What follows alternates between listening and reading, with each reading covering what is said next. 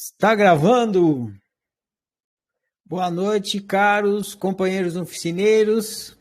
Bem-vindos a mais um chat, uma conversa do ciclo de estudos de autociência Eureka 2022.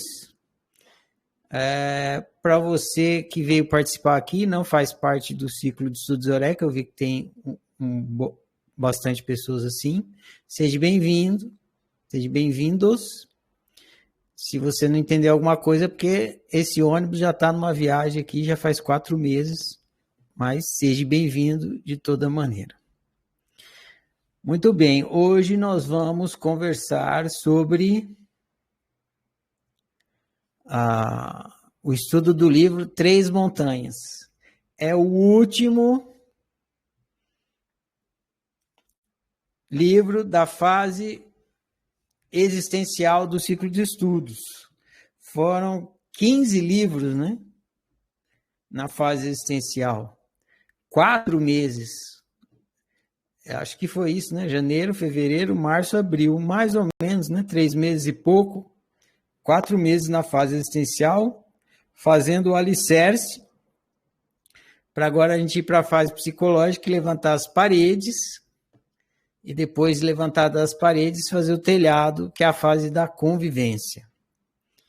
Então, vamos conversar hoje sobre o livro Três Montanhas, e qualquer dúvida que vocês tiverem da fase existencial, aproveita, porque hoje é o último dia da fase existencial, acabando a fase existencial, indo para a fase psicológica, a gente vai se concentrar na parte psicológica. Claro que o existencial vai estar sempre ali no alicerce, mas vai ser outro foco. Então, aproveita para tirar qualquer dúvida que você ainda tenha da fase existencial.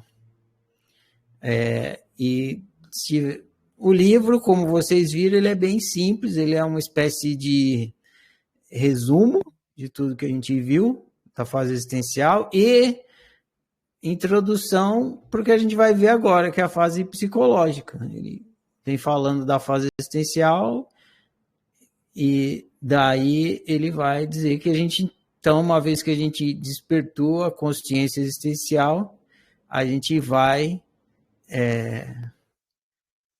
consciente existencialmente olhar para o nosso psicológico, para o nosso humano e também para o nosso pessoal, para entender o que está acontecendo lá, que está fazendo a gente viver mal. Isso, exatamente. Toda essa caminhada que a gente fez aqui do ciclo de estudos até o presente momento tinha como objetivo levar vocês da primeira para a segunda montanha, ou seja, da mentalidade materialista para a mentalidade existencialista. E agora que a gente vai descer, subiu para descer, né? Agora que a gente vai descer para o psicológico, a gente vai descer para a terceira montanha. Então, a primeira parte do ciclo de estudos tem o propósito de levar você da primeira para a segunda montanha, da mentalidade materialista para a existencialista. Claro que na forma como a oficina coloca a parte existencialista, sempre já está ali dentro um pouco da fase psicológica. Mas entrando agora especificamente na fase psicológica, vocês vão ver como a gente aprofunda muito mais questões que foram pinceladas na fase existencialista. Então é isso, meus caros companheiros. Foi uma ótima jornada aqui pelos 15 livros da fase existencial. E vamos concluir essa demanda aqui hoje para entrar numa outra fase desse ciclo de estudos. Quem tiver dúvida, pergunta, assunto para conversar, puxa a fila aí, que a gente vai conversando aqui até o fim desse um chat. Beleza? Está aberto para perguntas e comentários e conversas. 1, 2, 3, já! Temos aqui 2 pessoas com a mão levantada já. Então, vou começar. O microfone está enorme. É só hoje, Luano. O outro nem aparece, né? Ele fica aqui embaixo. É que eu estou testando ele. Eu quero ver a qualidade do som. Então, tudo bem, deixa ele enorme aqui. Se eu abaixar ele aqui, ó, capaz que piore a qualidade do som. Por isso que eu tô deixando ele bem na frente aqui. Lá, lá, lá, lá. Parece que tá bom o som. Muito bem. O microfone é grande mesmo. Esse negócio deixa ele maior. Tá vendo? Até que ele não é tão grande. Isso aqui chama anti-puff. Quando você fala a palavra com P e B, ele tira o puff. Isso. Então tá bom. A ideia é que ele tenha boa qualidade de som mesmo. Muito bem. Então vamos aqui. Quem tiver. Agora não tem mais ninguém com a mão levantada. Quem quiser conversar, tiver pergunta. E João levantou de novo.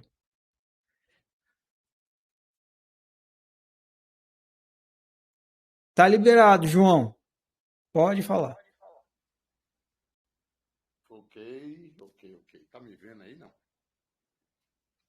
Tá me ouvindo? Alô? Alô, alô, alô, alô. Nada? Eu tô te ouvindo, sim, pode falar. Ah, então vamos lá.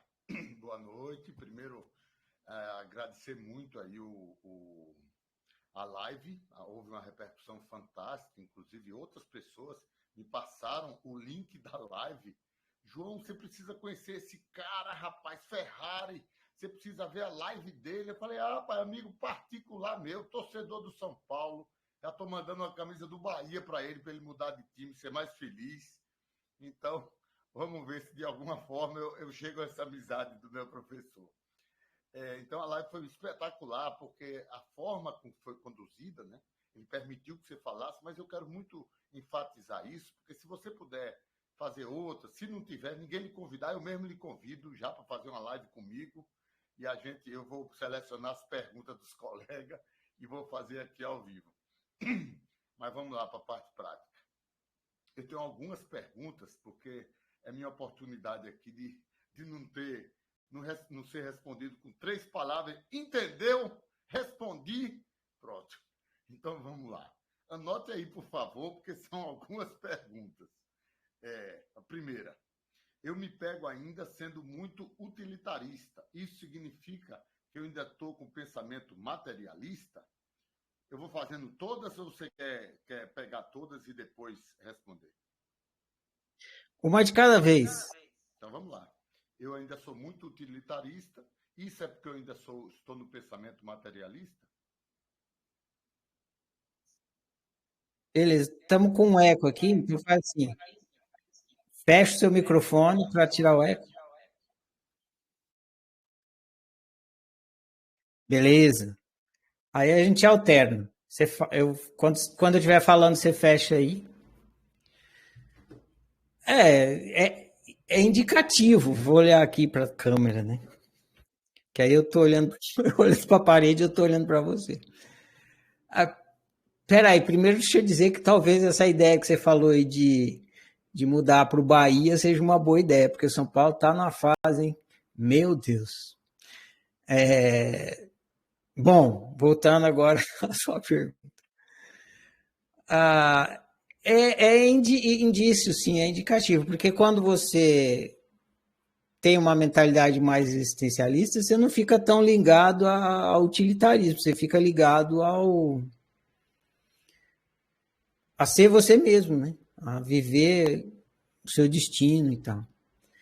Mas também não é obrigatoriamente que seja, precisa investigar, né? Pode ser que você é uma pessoa que curte realizar coisas e ter objetivos e realizar. Então, quando você tem que realizar uma coisa, você sempre tem um objetivo e você faz a coisa para realizar esse objetivo. Aí você olha, então, é utilitarista, né? Então é isso. Numa análise mais superficial, pode ser que sim, né? Porque quando a gente está com uma mentalidade mais existencialista, a gente se foca mais na autorrealização e não no utilitarismo. Mas também não é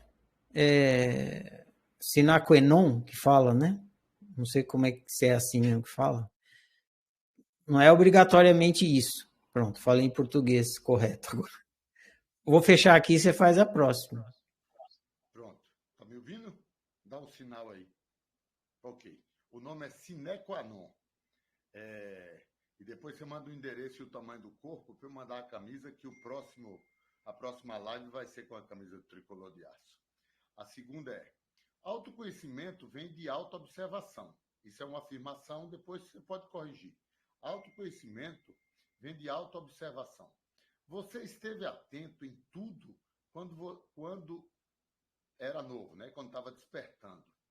Eu, quando me movo, me identifico já. Por exemplo, se eu sair correndo, se alguém me fizer uma pergunta, por mais atento que eu esteja, eu viajo já no João Kleber, no personagem. Eu quero lhe perguntar, você se observa em tudo? Outro dia você me disse que sim. Eu lhe perguntei, cá, você observa seus pensamentos, suas ações, suas reações, por exemplo, outro dia você escreveu aí como foi tomar uma sopa. Eu fui tomar uma aqui também, é magnífico. Mas você está sempre assim? Então, por exemplo, agora que você está conversando com a gente, você está nos respondendo e ao mesmo tempo se observa? Como é isso?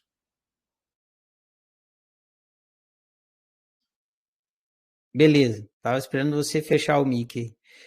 A autoobservação psicológica e a pessoal, sim, 25 horas por dia. Estou sempre me observando.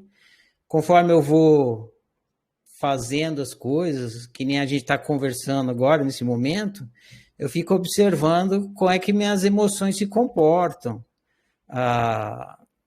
Se as coisas que quando eu vou falar alguma coisa, eu penso no que eu vou falar antes de falar. É bem rápido, todo mundo faz isso, né? E tem várias maneiras de falar a mesma coisa. Então, eu olho assim no cardápio das minhas opções de fala e fico sentindo qual que é o jeito mais apropriado para o dia, para a pessoa, para cá. E sem autoobservação não teria como fazer isso. Então, estou sempre sensível, deixando minhas emoções me contarem sobre o que eu estou fazendo, sobre o que eu virei a fazer, sobre qual melhor opção a fazer. E quando eu estou interagindo, que nem eu estou interagindo agora com você, ou quando eu estou interagindo no dia a dia com outras pessoas, eu fico vendo também, fico com o meu GPS bem, minha autoobservação ligado, meu GPS bem à mão, para ver como que eu vou caminhar, como que eu vou desenrolar como que eu vou atravessar aquela circunstância, como que eu vou lidar com aquela circunstância, como que eu vou me desenrolar dentro daquela circunstância. Então, eu estou sempre em autoobservação psicológica e pessoal. Agora, a existencial, nem sempre. Aliás, bem pouco. Só quando precisa mesmo. Não sei se você já estava participando do ciclo de estudos, mas eu lembro que no começo me perguntaram muito isso, né? Se eu ficava em autoobservação ou consciente existencialmente o tempo todo. Não fico. É uma questão de foco, né? Eu posso agora, se eu quiser, eu pego e trago foco e fico consciente existencialmente. Mas se eu botar o foco no existencial, eu vou perder um pouco o foco do psicológico. Então, eu mantenho o foco quase sempre no psicológico e no pessoal. E quando eu preciso, eu trago para o existencial. Muitas vezes aqui, quando eu estou fazendo trabalho de professor, na fase existencial, eu tenho que trazer o foco para o existencial, porque vocês me fazem pergunta de existencial. Aí eu fico ali com foco no existencial para poder falar dessa dimensão do ser humano. Mas no dia a dia, a maior parte do tempo, não. Eu esqueço do existencial. E fico no psicológico e no pessoal. Quando eu estava começando a praticar, acontecia de eu tentar ficar no existencial o tempo todo, porque eu achava que eu tinha que ficar, até porque eu não entendia muito bem ainda o psicológico e o pessoal, eu achava que eu tinha que ficar, porque se eu saísse, eu estava fazendo alguma coisa errada. Aí eu fui entendendo que não estava fazendo nada errado, não precisava ficar consciente existencialmente em vários momentos, então não tinha nada de errado, não tinha que ficar me obrigando. E aquela Aí eu percebi que aquela obrigação de ficar consciente existencialmente era uma neura psicológica, né? Era uma crença equivocada que eu tinha. E aí eu comecei a observar essa crença, que ficava falando que você tem que ficar consciente existencialmente o tempo todo. E eu fui descobrindo que essa nem precisava, e essa crença nem me ajudava a viver bem. Aí ficou óbvio isso, larguei de mão dessa crença e hoje em dia eu faço isso aí. Quando eu preciso ficar consciente existencialmente, eu fico. Quando não preciso, não fico. E a maioria do tempo eu não fico. Psicologicamente e pessoalmente é muito importante. Então eu fico o tempo todo. Estou sempre em autoobservação.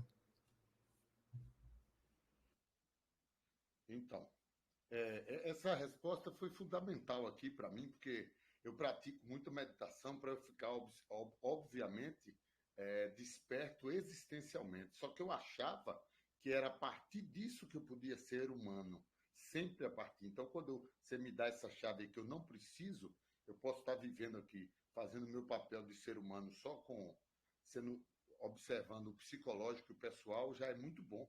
Porque é um desgaste absurdo você estar aqui tentando estar existencialmente falando, é muito difícil mesmo, porque não há condicionamento nenhum para isso. Eu tenho mais de 30 anos de idade e com mais de 30 anos sendo o zumbi, era complicado. Então, muito obrigado por isso aí. Respondeu uma das minhas 146. Parece que é a pergunta número 97. Vamos para a número 3. Você propõe que vivamos com arbítrio a partir do ser. Só a partir do ser é que podemos ser humanos, né? Então, estar atento e não se identificar com essa mente demora demais. Essa pergunta vai embora porque eu achava que eu tinha que entender isso intelectualmente e viver. Você já me disse não. Eu só preciso estar atento do ponto de vista psicológico e existencial. Porque assim, já está muito claro, você já falou isso, do que é o despertar existencial. Mas eu ainda vivo 90%, aí você mesmo viu, enquanto utilitarista, como materialista. Eu me pego assim o tempo todo, é muito difícil você mudar um condicionamento de mais de 30 anos. Há o que se fazer, você vai ensinar, ou eu já tenho que fazer alguma coisa que eu ainda não estou fazendo?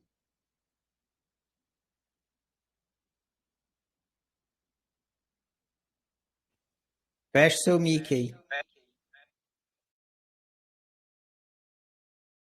Aí, beleza. Só tem uma prática na autociência, não tem duas nem três, né? Só tem uma que é a autoobservação. Mas a autoobservação, ela acontece junto com uma outra, então é como se fosse duas. Autoobservação e autoanálise. Só tem essas duas práticas. Todas as outras coisas que eu falo aqui na oficina são eurecas que eu tenho conforme eu vou praticando essas duas práticas, a autoobservação e a autoanálise. A autoanálise é mais para você ter eureka pessoal. Isso aí, a autoanálise, ela te dá mais, é uma prática que dá mais eureka pessoal. A autoobservação, ela te dá as eurecas existenciais e psicológicas.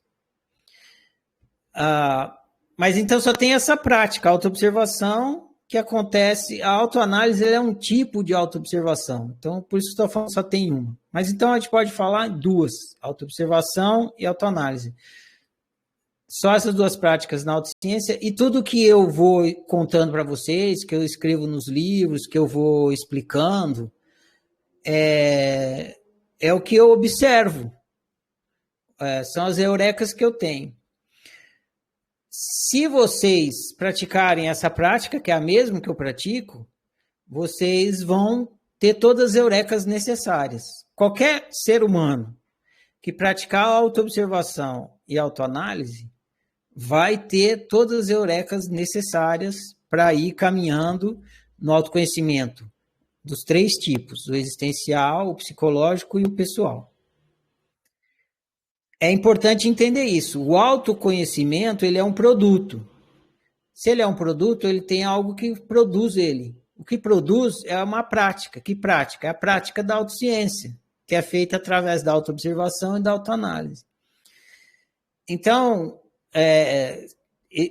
se tiver em você, em qualquer pessoa, a ideia de que a oficina vai responder ou te explicar ou te dar o autoconhecimento, essa é a melhor jeito de falar. A oficina vai me dar autoconhecimento. Está equivocado, porque não é possível isso. O autoconhecimento é um produto de uma prática. Ele não é uma coisa que você pega e entrega para a pessoa. Não tem como você escrever um livro de autoconhecimento.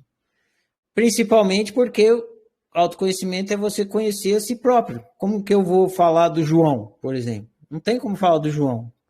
Eu sou o Ferrari, eu não sou o João. Então, para você descobrir sobre o João, só você pode ter essa eureka. Então, tem uma frase da oficina que eu digo assim, queime os livros e leia-se. Então, a gente tem que ser o livro a ser lido. E a gente lê a si mesmo através da autoobservação. Você queima os livros e passa a ler a si mesmo. Você passa o dia inteiro em autoobservação, é você se lendo para produzir autoconhecimento. Então, a oficina ela não entrega autoconhecimento. Ela ensina como pratica a autociência para cada um produzir autoconhecimento. Só que eu sou um praticante também. E no que diz respeito ao autoconhecimento existencial e psicológico, qualquer um que for praticar vai chegar no mesmo óbvio. No autoconhecimento existencial, a pessoa vai chegar à eureka de que ela existe, ela é um ser. E no autoconhecimento psicológico, ela vai chegar à eureka do funcionamento psicológico, que é o que a gente vai começar a estudar a partir de amanhã, que é a mesma coisa, porque nós somos seres e humanos. Então, o ser que a gente é igualmente ser, e o humano que a gente é igualmente humano. Então, quando eu estou praticando autoobservação e autoanálise, eu vou tendo eurecas sobre o ser e o humano. E aí, eu vou escrevendo a respeito, para quem também tem interesse, poder ir lá e, cortar um atalho. Mais ou menos que nem o triângulo retângulo de Pitágoras. Pitágoras não inventou o triângulo retângulo. A soma dos quadrados do cateto é igual a hipotenusa. Não foi a invenção do Pitágoras, o triângulo retângulo, mas ele descobriu. E se ele não tivesse escrito a explicação do triângulo retângulo, alguma outra pessoa ia observar o triângulo retângulo e ia descobrir aquela proporção que tem lá, que é a equação, o teorema de Pitágoras. Aí o Pitágoras descobriu, explicou, e aí pessoas que vêm depois do Pitágoras cortam o atalho. Já pegou a explicação do triângulo retângulo já feita. E facilita. Você não precisa reinventar o teorema de Pitágoras, não precisa reinventar a roda. Então, quando eu estou praticando autoobservação e autoanálise, eu vou produzindo essas explicações que vêm das eurecas que eu vou tendo. Ninguém precisa das minhas eurecas para chegar ao óbvio existencial psicológico. Pode ir por si só, mas você não precisa reinventar a roda se a roda está inventada. Você não precisa reinventar o teorema de Pitágoras se Pitágoras já inventou. Então, tem várias coisas que eu explico na oficina que ajudam muito. Eu, por exemplo, gostaria de ter um Ferrari na minha vida. Facilitaria muito, né? Cortaria muitos atalhos. Todas as coisas que eu tive que descobrir, quem lê já pega assim, pronto, né? Não precisa ir descobrir, já está descoberto. É só comprovar, fica mais fácil. Mas não precisa, não é necessário. Qualquer um pode descobrir um triângulo retângulo sem precisar da explicação do Pitágoras, mas vai chegar onde ele já chegou. Então, em questão existencial e psicológica, já tem muita coisa produzida, mas é muito importante lembrar que a produção do autoconhecimento não se dá lendo os livros da oficina, estudando as explicações que eu produzi e tal, não. O autoconhecimento se produz através de uma prática, essa prática é a prática da autociência que se faz através da autoobservação e da autoanálise. Se é autoconhecimento existencial, autoobservação existencial. Se é autoconhecimento psicológico, autoobservação psicológica. Se é autoconhecimento pessoal, autoobservação pessoal. Eu peguei essa linha de raciocínio aqui, não sei se eu respondi sua pergunta. Respondi? Eu vou mutar meu microfone aqui. Vamos lá. Buda foi um asceta, né? Fez muitas restrições, fez muitas escolhas, até que ele descobriu que não precisava nem de mais nem de menos, podia ir pelo caminho que ele chamou o caminho do meio. Você nos mostrou, através de suas eurecas, que tem um negócio chamado GPS, que você bota ele na mão ali, ó, tá quente, tá frio, tá quente, tá frio, e vai. Ok. No entanto, você mesmo diz assim, ó, mas não acreditem no que eu estou dizendo, não, vocês experimentem aí. Então, assim, você falou na live que quando você começou a despertar para isso, o que é que você começou a fazer? Rapaz, eu gosto de andar de bicicleta. Não ando mais de bicicleta, agora eu vou a pé. Eu gosto de tomar sorvete de jiló. Agora eu não tomo sorvete de jiló. Só tomo de manga que eu não suporto. E foi experimentando. E aí chegou no GPS, ok. O que é que você me sugere? Que eu use o GPS, que é a máquina já formatada, toda pronta, tecnológica, ou eu faço uma loucura dessa que eu até gosto de dizer assim, eu vou entrar no rio aqui com gravata, com calça, com sapato, com tudo.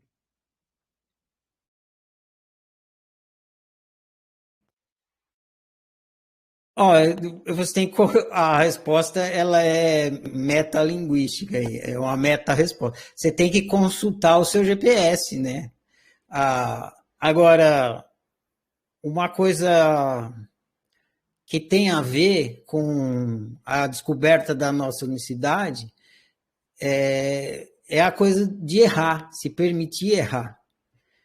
Acho que foi no livro Fábrica da Realidade que eu falo do R, né?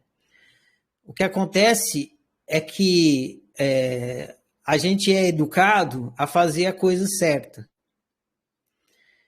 E numa primeira análise,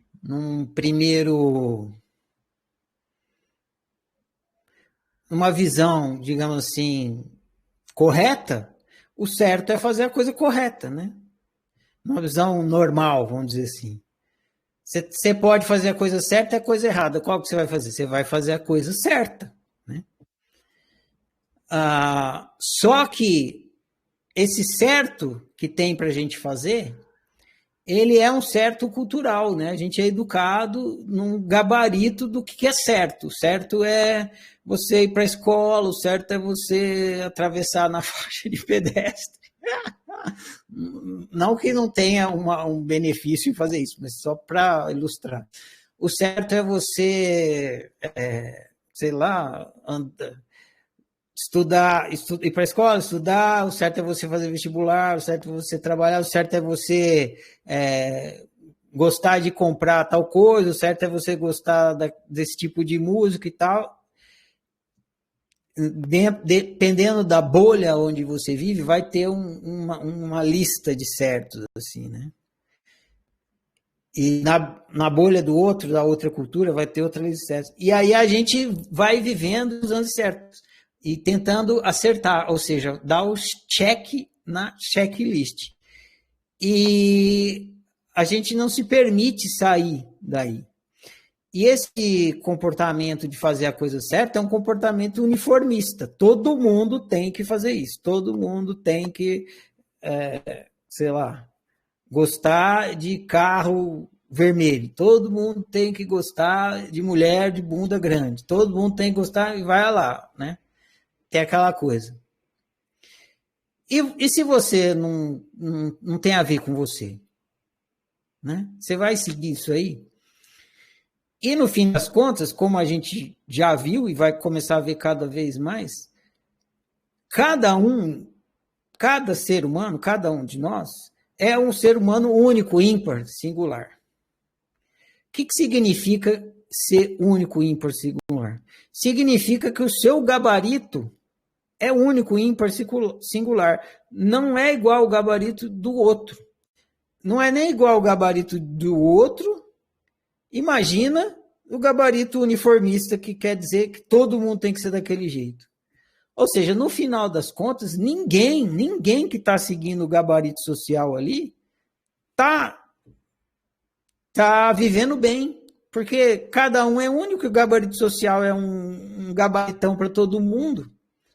Então ninguém está vivendo bem, mas ninguém ousa desafiar o gabarito.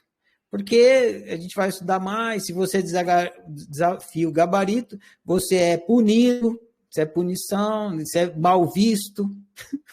Hoje eu estava conversando sobre autociência com um rapaz de manhã, e ele falou assim, perguntou para mim, Ferrari, mas as pessoas não te chamam de louco? Aí eu falei, claro, cara, o que mais me chama é de louco.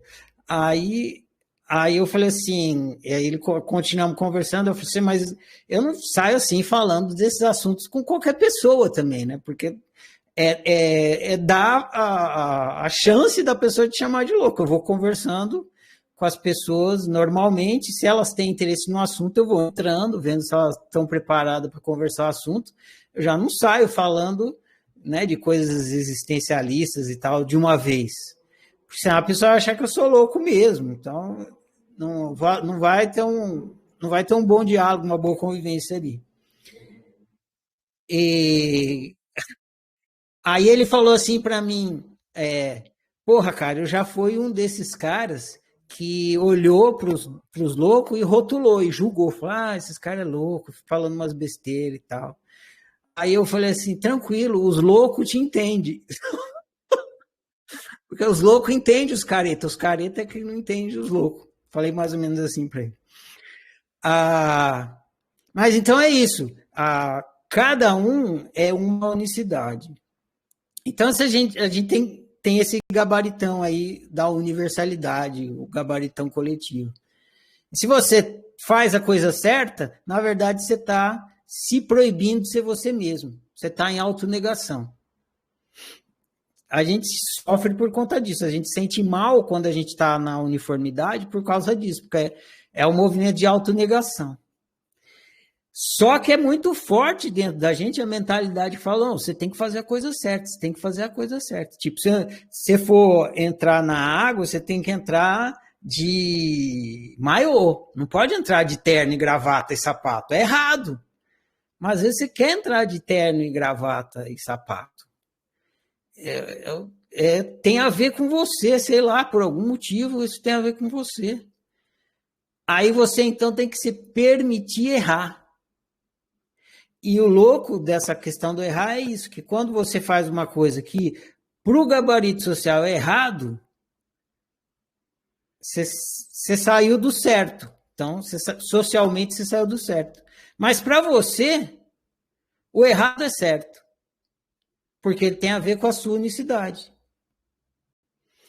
Então, é esse que é o movimento. Você deve consultar seu GPS e deve se permitir errar. Porque às vezes você deixa de fazer uma coisa que você está se proibindo, se negando de fazer, porque esse gabarito social não permite, são anos e anos de massacre do gabarito social na sua cabeça. Aí você tem que ter um pouco de lucidez e tomar uma decisão de se permitir errar.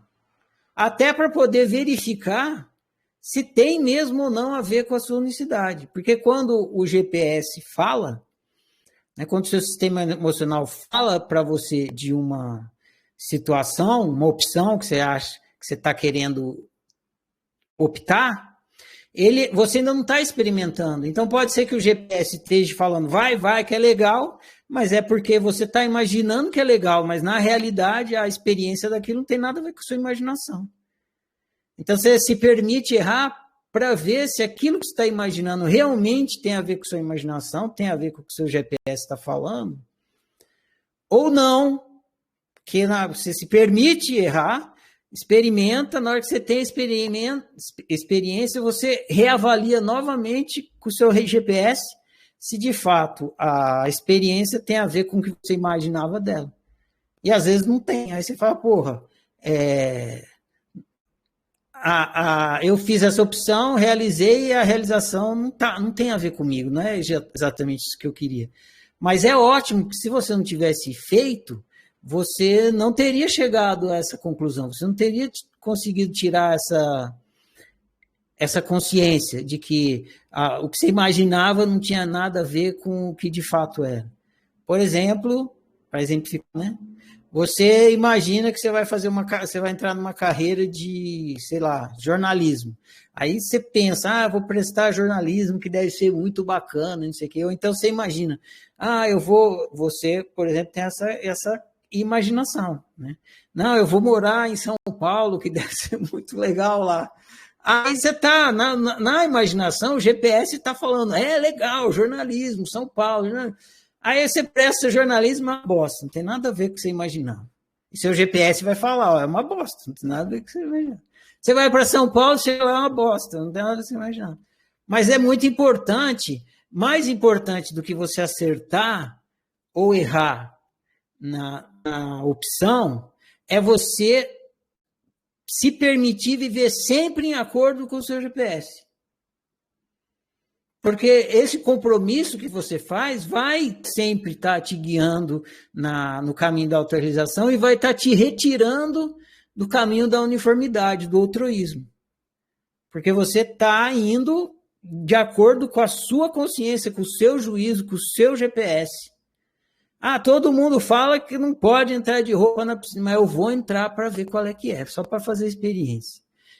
Nunca mais entro, foi uma bosta, mas eu tinha que entrar. Porque senão eu não ia ter o meu próprio juízo. Que nem eu lá com a história do manga com leite. Se eu não vou lá e tomo manga com leite, eu estava até hoje com essa pulga aqui. Mas será que manga com leite mata mesmo? Então é esse que é o lance. Confia no GPS, mesmo que for na hora de experimentar, não for tão bom como você imaginava, esse compromisso com o GPS é muito importante para a caminhada da autorrealização. E se permita errar para poder fazer a experiência e tirar o seu próprio juízo. Beleza? Tem mais. Vamos lá. A outra, eu não sei se foi Mary, que outro dia você falou do GPS, e eu estou vendo até que ela está aí. E ela empacou aí no meio, porque ela disse, não, mas meu GPS e tal não está mandando nem para um lado nem para o outro. Então, por exemplo, hoje de tarde, eu estava meditando, eu estava em paz. E aí eu falei, vou usar aqui agora. E eu não estava sofrendo, portanto não queria mudar, mas também não estava feliz, vou acelerar aqui. Então a pergunta é, provavelmente, e aí a resposta é para isso, o meu GPS ainda está de pouco uso e eu não conheço ele, ou você já disse, inclusive no livro, que o GPS é infalível. Então, quando eu tentar usar e ele não me mostrar bem o caminho, é porque eu preciso usar mais para aprender a usá-lo?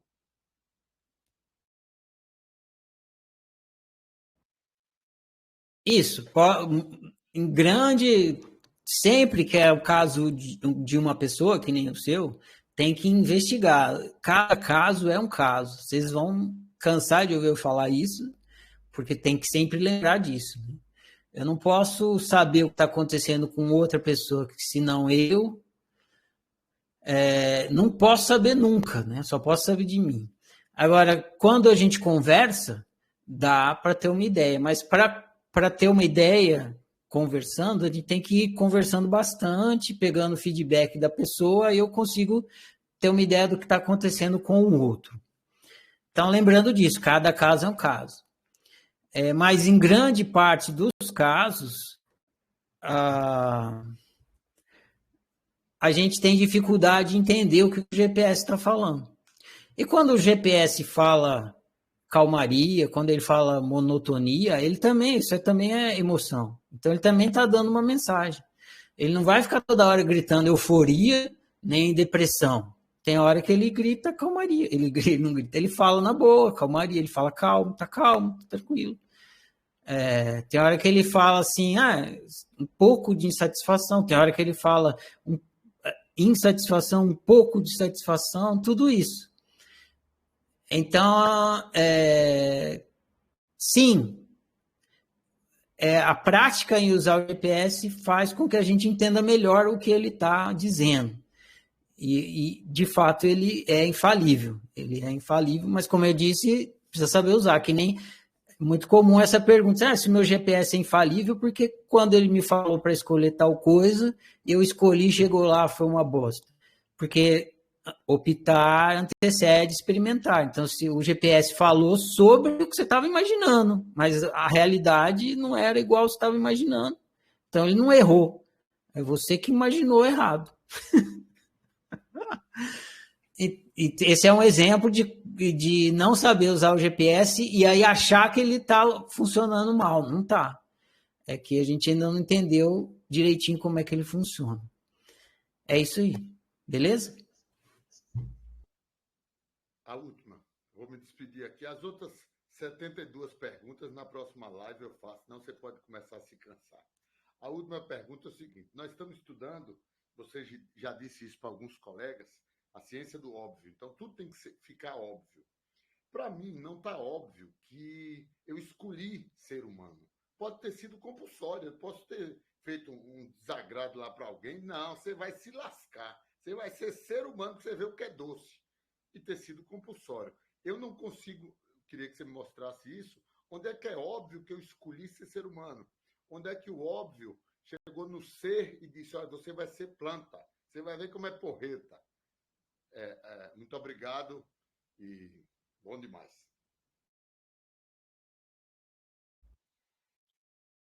Beleza, essa aí é a pergunta que não quer calar, né?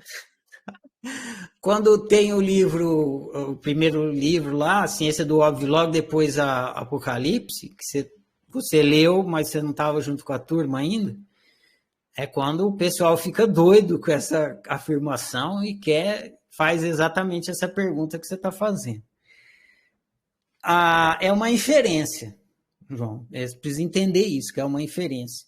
Eu vou te explicar como que é a inferência, porque o que acontece quando eu faço essa afirmação, que você pediu para nascer, e que isso precisa ficar óbvio, deve ficar óbvio, senão você fica achando que você não pediu para nascer e você continua na mentalidade vitimista, né?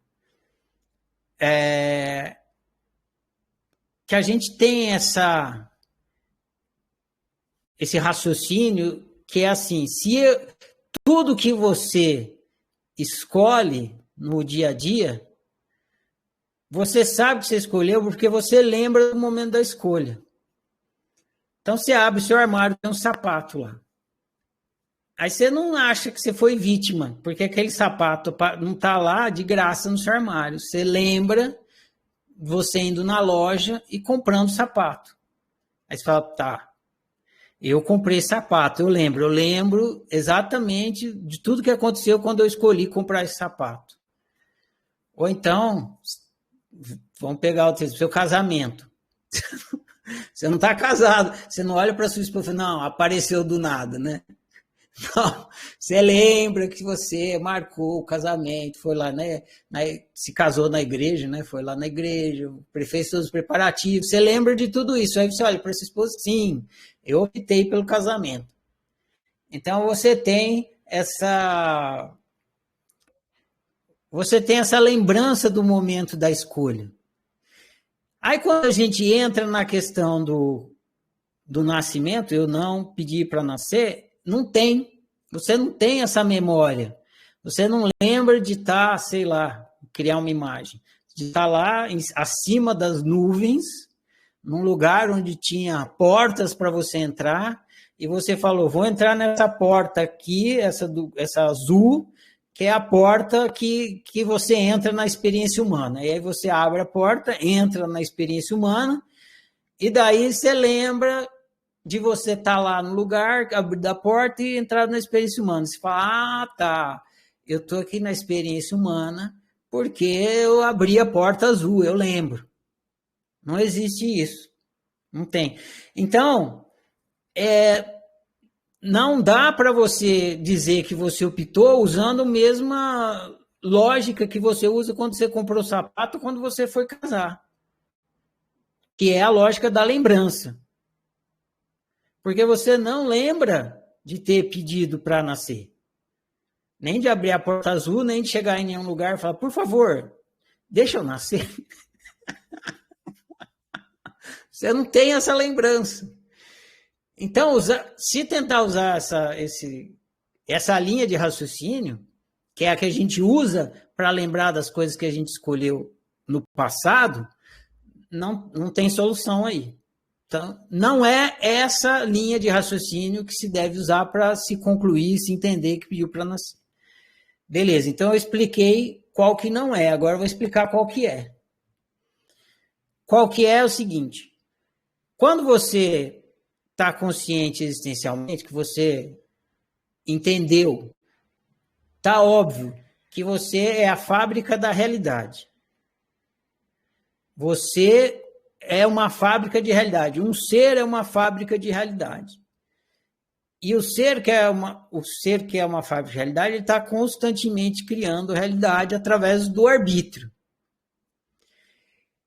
E esse ser que está constantemente criando realidade através do arbítrio, sempre experimenta a realidade que ele optou, sempre. Nunca um ser, uma fábrica de realidade, experimenta uma realidade pela qual não foi opção dele. Não tem como. Porque aí ele não seria um criador de realidade, ele seria só um experimentador. Ele seria a vítima de uma criação que não é a dele. Sem entrar na coisa da criação, da cocriação, que aí complica, né? Mas, então, quando está consciente disso, aí você sabe que tudo que você experimenta é porque você optou. Não tem como você experimentar algo que não venha da sua opção, do seu arbítrio. Por quê? Porque não é assim que funciona a criação. A criação funciona através do arbítrio. Você opta e experimenta. Beleza, você está consciente disso. Aí quando você está consciente disso, você faz a inferência. Você fala, bom, se não tem como eu experimentar uma coisa que não seja resultado do meu arbítrio, logo, se eu estou experimentando a experiência humana é resultado do meu arbítrio. Eu optei brincar disso aqui para, dentro dessa experiência, fazer uso das outras opções que eu faço dentro da experiência. Mas antes de você fazer as experiências, as opções dentro da experiência, você tem que optar pela experiência. E não tem como ninguém te botar lá, porque se te botar lá, então você não é criador de realidade. Estão criando a realidade para você. Então é uma coisa assim, é sim ou não. Ou você é criador de realidade, ou você não é. Se você é, se está óbvio, então tudo que você experimenta é resultado do seu arbítrio. Se tudo que você experimenta é resultado do seu arbítrio, então você está tendo uma experiência humana, também é resultado do seu arbítrio. Ah, mas eu não lembro. Jamais eu ia lembrar enquanto você estiver aqui. Não conheço ninguém que lembre de ter lá aberto a porta azul e eu não lembro. Mas eu digo que sim, por conta dessa inferência, porque eu sei que não tem como eu experimentar uma coisa que não é resultado do meu arbítrio. Essa é a principal referência. A outra é quando você tem a ver com isso, é que você entende, quando você entende que não existe obrigação no universo. Nada no universo é obrigatório. Então, se você não tivesse aqui por opção, você estaria obrigado. E aí, quem obrigou? Quem te obrigou a estar aqui? E aí, então, também não tem, o arbítrio cai por terra, né? Porque você está obrigado, te colocar.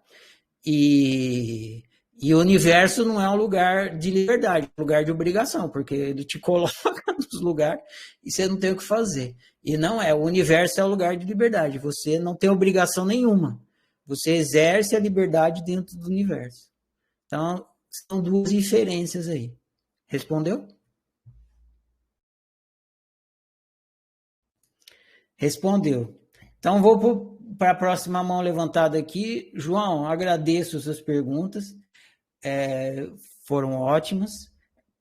Essas perguntas que vocês fazem colaboram com todos os colegas que estão escutando, com quem ouve a gravação daqui até a eternidade. Então, olha só o tamanho da colaboração que vocês estão dando. Então, valeu pelas perguntas. Luana, tá liberado seu microfone, pode perguntar.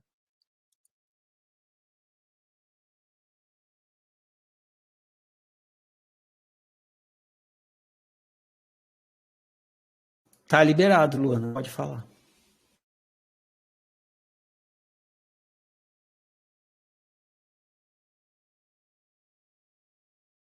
Você está falando de mim, eu acabei baixando, porque acabou sendo respondido.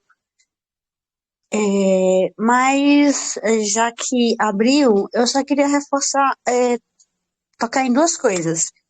Primeiro, quando estava falando com o João sobre a questão do despertar existencial, e na verdade acabei sentindo um conforto também, porque eu tenho visto isso com recorrência, de que a sensação que eu tenho é de que eu toco, eu tangencio essa percepção, mas eu não entro nesse universo existencial. Mas talvez seja só que eu tenha conseguido entender o que para mim agora é necessário e, e saber que eu não preciso ficar o tempo todo com a cabeça existencial, para mim acabou sendo reconfortante. Que como eu disse, eu tenho essa sensação, eu quase toco, quase atravesso o véu do entendimento, mas não fico lá muito tempo. E aí, tocando nisso, eu lembrei de um dos áudios que estava falando, um dos áudios relacionados com o livro. E nesse áudio falava da questão das três montanhas, como se fosse cada uma etapa, né? A gente passa por uma, passa pela outra e chega na terceira. Mas aí a gente nunca saiu da terceira, sempre esteve na terceira. É só a consciência que vai passando por cada um até perceber.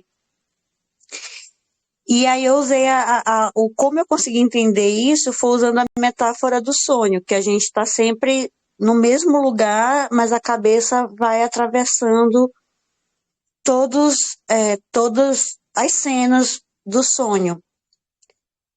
E aí eu fiquei pensando,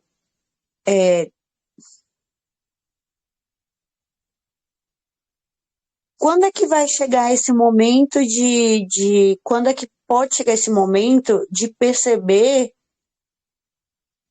que já passei por todas as montanhas, assim, que eu vou entender realmente que eu estou desde sempre na terceira e não caminhando na primeira, na segunda, assim, saber que sempre estivemos no mesmo lugar, sempre estive no mesmo lugar, mas a minha mente precisou percorrer cada um, assim, quando eu não gosto de perguntar assim, eu não gosto de perguntar a tua opinião sobre tal coisa, que é pessoal minha, porque eu sei que você vai dizer, como disse para o João, que a minha experiência é só minha e você não pode falar sobre ela. Você só me dá ferramentas, você não me dá respostas. Mas assim, eu fico meio que frustrada com essa sensação de que eu quase toco, quase atravesso o véu e aí volto para estaca zero, sabe? E eu neste presente momento eu acho que eu preciso só de um conforto, assim, vou assumir minha mente vitimista e dizer, só dizer assim, não, vai, continua aí que você está no caminho, você está quase conseguindo, uma hora você vai romper esse caminho, assim, porque conceitualmente eu entendo, conceitualmente eu consigo me visualizar que eu sempre estive na terceira montanha e eu estou só percorrendo. Mas essa sensação de vai e volta, parece que não evolui, sabe? Parece que está patinando. Então, de novo, eu não gosto de perguntar como você faria isso, Ferrari. Eu acho que essa pergunta não vai me levar para lugar nenhum. Mas eu queria pelo menos que você dissesse assim para mim, você está no lugar certo, você está caminhando, vai com calma que uma hora você chega. Mas era mais isso, assim, acabou que foi respondido, então é mais um desabafo, assim, de tudo que eu li, de tudo que eu ouvi a respeito do livro. Beleza. A gente está no seu segundo ciclo de estudos, né? E você está avançando, sim. Dá para perceber através da nossa interação. Eu vou te dizer umas coisas que são indícios de que a gente está esclarecido e que a gente está consciente existencialmente, e esses indícios demonstram que a gente está. Um indício de que a gente está... Porque é assim, as três montanhas é isso. O que você falou está certo. A gente é sempre ser humano. Na primeira montanha, você acha que você é só humano. Na segunda, você acha que você é só ser. Na terceira, você fala, pô, eu era ser humano desde o começo, né? A volta dos que não foram. Então, mesmo quando você está na primeira montanha, que você acha que você é só humano, você é um ser humano, só que você está com a mentalidade que você é só humano. Você ignora o ser. Aí depois você vai para a segunda achando que você é só ser, que é a fase onde os espiritualistas ficam presos. Ele é ser humano também, só que ele está acreditando que é só ser. E aí chega e fala, mas eu era ser humano o tempo todo, só era um equívoco, outro equívoco e fim do equívoco. É isso. Agora, quando a gente sai do equívoco da primeira montanha, do só humano, do materialismo, tem alguns indícios. A gente não cai mais no equívoco do materialismo. Esse é um indício. Quando você não cai mais no equívoco do materialismo, é sinal de que você está consciente existencialmente. Vou me pegar, por exemplo. Quando a gente está aqui no ciclo de estudos, vocês fazem perguntas direto de mentalidade materialista. Por quê? Porque quem faz, principalmente os calouros, porque quem faz está no equívoco do materialismo. Então, ainda não, se está no equívoco do materialismo, é porque ainda não está desperto existencialmente. E quando a pergunta chega, eu pego e aponto o equívoco. Por quê? Porque eu estou consciente existencialmente, então eu fico explicando que aquilo é o equívoco do materialismo. Eu nunca caio no equívoco do materialismo. Se uma pessoa que está desperta existencialmente nunca cai na linha de raciocínio do materialismo, nunca entra nesse equívoco, ela sabe. Ela pode transitar pela lógica materialista para conviver com os outros, para falar com os outros, mas ela, com ela mesma, ela nunca entra. Então, esse é um indício. Outro indício de que a gente está desperto existencialmente é que você não confunde nunca mais existência com realidade. Você sabe o que é existência e você sabe o que é realidade. Tem a ver com o equívoco do materialismo. Quem ainda não despertou existencialmente, toda hora vai confundir existência com realidade. Nas perguntas que vocês fazem para mim aqui, toda hora eu vejo que vocês estão confundindo existência com realidade. Por quê? Ou realidade com existência, né? Por quê? Porque vocês não estão despertos existencialmente. Vocês têm informações sobre, vocês pensam a respeito, mas tem informações sobre pensar a respeito, estar desperto, estar consciente, é diferente, né? Tem informação que você botar o dedo na tomada da choque, não é a mesma coisa que você botar o dedo na tomada e experimentar o choque. Você está consciente do choque, do que acontece quando você põe o dedo na tomada. Então, esse é outro indício. Quem está consciente existencialmente não confunde realidade com existência, nem resistência com realidade. Outro indício é que a pessoa não vai para o vitimismo. No começo também do ciclo de estudos, vocês podem ver perguntas e perguntas de tudo quanto é jeito, tentando justificar que é vítima. Por quê? Porque não está consciente existencialmente. Quem está consciente existencialmente não fica tentando encontrar uma lógica para justificar que é vítima. Sabe que não é. Sabe que é criador da realidade. Talvez tenham mais indícios, mas esses são alguns. Outro indício seria, assim, que a pessoa é menos estressada com a realidade, porque ela entende que a realidade é flexível e a existência o que a pessoa, o que o indivíduo é, né, o que aquele ser é a existência. Então ele é muito menos estressado com a realidade. Uma pessoa que está muito estressada com a realidade, que qualquer coisa que acontece estressa, acha que tudo é o fim do mundo e tal, isso é indício de que a pessoa não entende a diferença entre existência e realidade, por isso que ela fica tão apegada à realidade. Outro indício poderia ser também assim além de ter uma mentalidade materialista, ter uma ligação com o materialismo muito forte. Também seria um indício. Então, enfim, talvez pensando mais em outro momento, dê para ampliar a lista.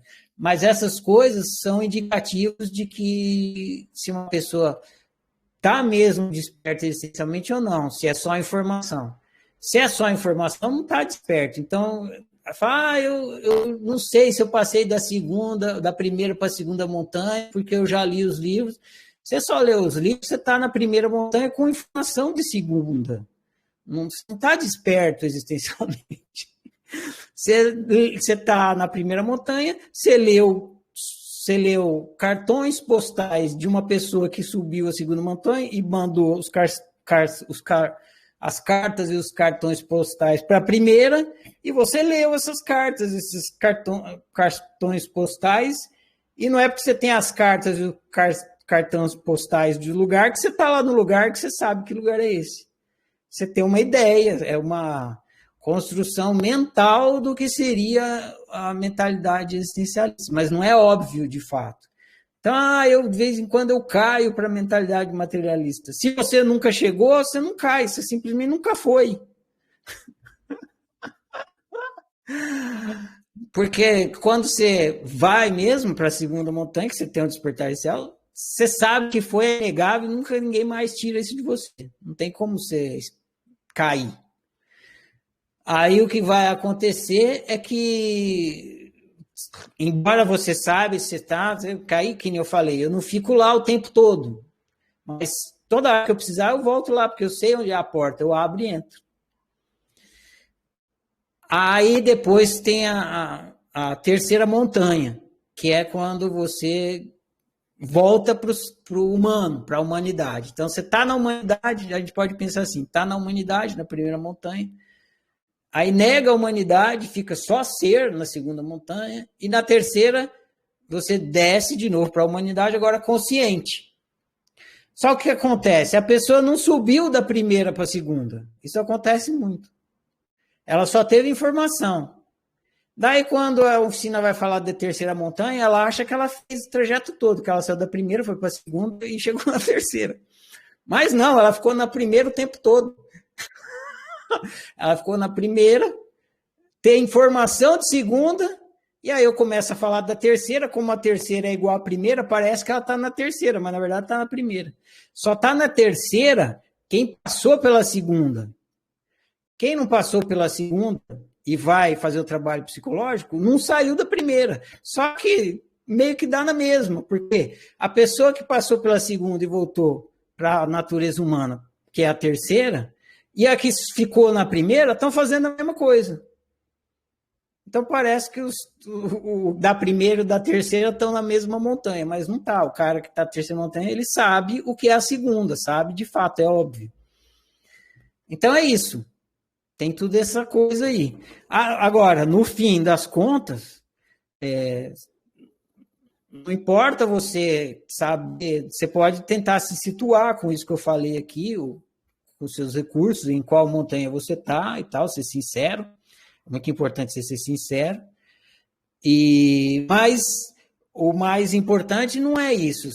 Se colocar num lugar, se botar em qual gaveta eu estou. Não, o mais importante é você estar praticando a autoobservação e autoanálise. Seja em qual montanha você estiver, a própria autoobservação e autoanálise vai te mostrar em qual montanha você está em algum momento, se você ainda não entendeu. E também não faz diferença em qual você está, porque a que você está é a que você está, tanto faz o nome que ela tem. Então, o mais importante é você praticar autociência, autoobservação e autoanálise, que a própria prática vai te mostrando tudo o que você precisa, e mesmo que você não chegou numa montanha, você vai chegar se você está praticando. Se você não está praticando, aí você não chega em lugar nenhum, você só vai ficar no mesmo lugar. Respondi? Respondeu. A parte final fez todo o sentido, porque eu acho que é por aí, assim, eu fico tentando me colocar numa caixinha, saber se eu estou evoluindo, ganhando pontinhos e estrelinhas, mas eu entendi que é uma coisa fluida. E realmente o quanto eu evoluí de 1 ano, 2 anos atrás para agora faz uma diferença absurda. Eu vou dar um dado que vocês não têm como saber, que talvez ajude vocês a saber. Eu não escrevi o livro As Três Montanhas para quem está na primeira montanha. Inclusive, durante um bom tempo, eu não coloquei, esse livro não fazia parte do ciclo de estudos, justamente porque a maioria dos alunos são alunos de primeira montanha, estão na mentalidade materialista. E aí eles iam ler e eles iam ficar mais confusos e iam querer chegar numa montanha que eles não iam conseguir chegar, ia dar o passo maior que a perna. Então, é importante eu dizer isso e ficar aí registrado. Eu não escrevi o livro As Três Montanhas para quem tem mentalidade materialista. Eu escrevi o livro As Três Montanhas para quem tem mentalidade existencialista, para quem está na segunda montanha. Porque vinha um monte de gente de segunda montanha, de mentalidade existencialista, conversar comigo, achando que tinha terminado, que ele tinha chegado no apogeu do autoconhecimento, e não, né? Estava na segunda, ainda tinha a terceira montanha. Só que aí eu falava do que era, o que vinha depois, né? Que a pergunta é assim, o que vem depois da iluminação? A segunda montanha é a dita iluminação, né? Despertar existencial. O que vem depois da iluminação? Aí tinha que dizer. Aí eu dizia, depois da iluminação você vai fazer um trabalho psicológico. Aí na cabeça dessas pessoas de segunda montanha, isso era voltar para trás, andar para trás. E na verdade é isso mesmo, né? Você pode considerar que a terceira montanha é você subir e voltar, né? E não é para frente, você sobe e volta. Você vai, tem um despertar existencial, ilumina e volta para a sua humanidade, para curar a sua humanidade. Então, eu escrevi o livro A Terceira Montanha para as pessoas de segunda montanha, porque eu tinha que explicar para elas o que estava acontecendo, porque elas estavam estagnadas ali, achando que tinha terminado e continuavam vivendo mal. E aí eu tinha que explicar para ela por que elas estavam vendo mal. Elas estavam vendo mal porque elas tinham chegado na segunda montanha e tinham que ir para a terceira. Não adiantava ficar parado ali. Então, quem é de primeira montanha e lê esse livro, ele é muito pouco útil. Esse livro. Por isso que eu não colocava no ciclo de estudos. E ele, às vezes, acaba causando confusão. Vocês podem ver que no começo do livro eu faço várias ressalvas, falo que não é para gerar comparação, que não é esse o propósito do livro, porque eu sei que gera isso, principalmente para quem tem mentalidade materialista. Ajudou? Ajudou, assim, eu nem fiquei. Eu senti inicialmente uma necessidade de me saber se eu estou evoluindo. Mas foi até engraçado você dizer que, quando chega na segunda montanha, você sente estou iluminado e aí pronto, beleza, agora eu vou tomar água de coco todo dia sentado na varanda. Mas eu não vejo muito dessa forma, assim. Eu vejo que é realmente só muda a ferramenta de como continuar caminhando, sabe? Você não vê dessa forma, porque na oficina eu tomo todo cuidado para não acontecer o que acontece nos meios espiritualistas. Isso acontece quando a pessoa não começa a jornada desde lá do começo no ciclo de estudos. Acontece quando ela já chega, sei lá, ela vai ler os indianos lá, vai ler os livros, aí ela lê, entende alguma coisa, entende o existencial, pronto, iluminei. Aí acontece. Mas na oficina eu tomo todo cuidado para isso não acontecer. Então vocês vão sendo conduzidos o tempo todo na fase existencial para você chegar na segunda montanha e não acontecer esse equívoco. Entendeu? Por isso que não acontece aqui, mas fora daqui acontece. Entendi.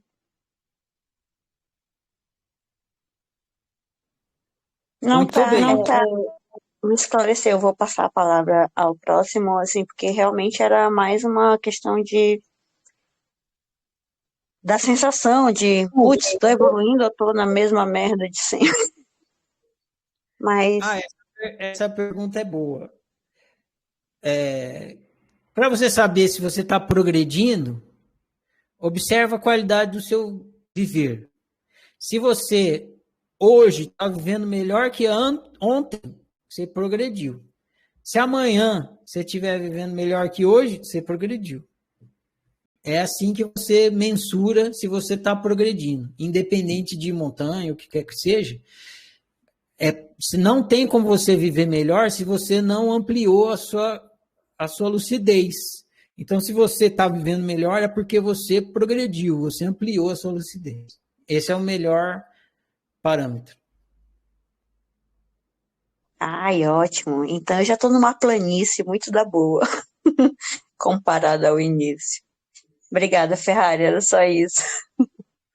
Disponha, tamo junto.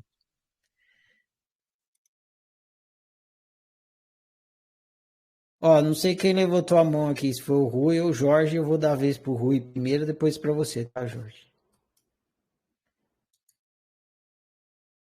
Tá liberado, Rui. Não tá? Não. Putz, Deus. Não. Ei, caramba. Tá liberado, Rui. Boa noite. Boa. Professor, assim, quando eu li lá o início, né, a introdução do livro, eu sou um cidadão muito competitivo, mas pela primeira vez na vida, eu não me vi num momento de competição, né, em disputar em qual montanha eu estava ou ver qual era mais importante. Com perdão da palavra que eu vou usar, mas o botão do foda-se foi ligado e eu falei, independente de qual eu esteja, o que importa, eu até falei no meu exercício, é que eu evoluí, eu hoje me sinto muito melhor do que eu estava lá na ciência do óbvio, né? Eu tenho uma qualidade de vida muito melhor, dizendo hoje, nesse exato momento. Mas no final do livro, quando eu li, eu até coloquei lá uma pergunta, uma dúvida. Eu sinto que eu cheguei, né, na questão da universalidade, porém não atingi o ápice. Às vezes eu me pego voltando nas duas montanhas, mas não me prendo a elas, porque eu sei aonde eu estou pisando. É como o professor já comentou anteriormente. Eu entro pelas portas lá porque às vezes parece que me dá um esquecimento, assim, eu vou lá e falo, deixa eu entrar aqui para ver realmente como é que é mesmo, aí depois eu volto. É natural isso, a gente sempre está passeando nas duas casas, nas duas montanhas e voltando para a gente voltar no jogo e em busca da autorrealização ali na casa, né, da terceira montanha.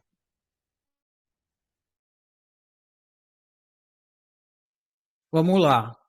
Mentalidade, tem a mentalidade universalista, né? E tem a mentalidade existencialista. Então, eu vou começar pela existencialista, depois eu falo da universalista. Quando você tem o despertar existencial, você entende exatamente que você existe, que você é a fábrica da realidade, então a realidade é produto, não só como explicação. Porque uma coisa é você entender a lógica, a outra coisa é ser evidente, ser óbvio. Então, quando é óbvio, quando você está consciente de que você é a existência, a fábrica da realidade, não tem como você perder isso de vista, você nunca mais vai perder.